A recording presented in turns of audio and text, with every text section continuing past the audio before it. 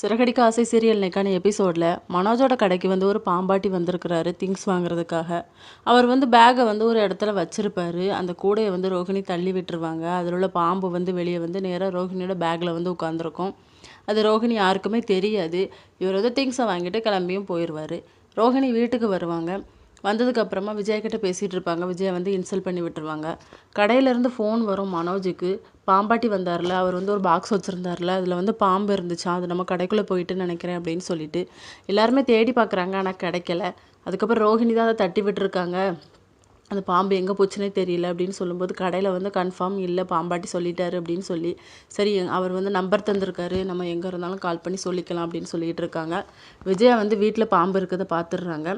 ரொம்ப ஷாக்காகி தான் சொல்கிறாங்க, இதுக்கு காரணம் இவ தான், ரோஹிணி தான் அப்படின்னு சொல்லி திட்டுறாங்க. முத்து வந்து அந்த பாம்பு பிடிச்சிட்டு அந்த பாம்பாட்டிக்கிட்ட சொல்லுடா அப்படிங்கிற மாதிரி மனோஜ்கிட்ட சொல்கிறாரு. இதோட இன்னைக்கான எபிசோட் முடியுது.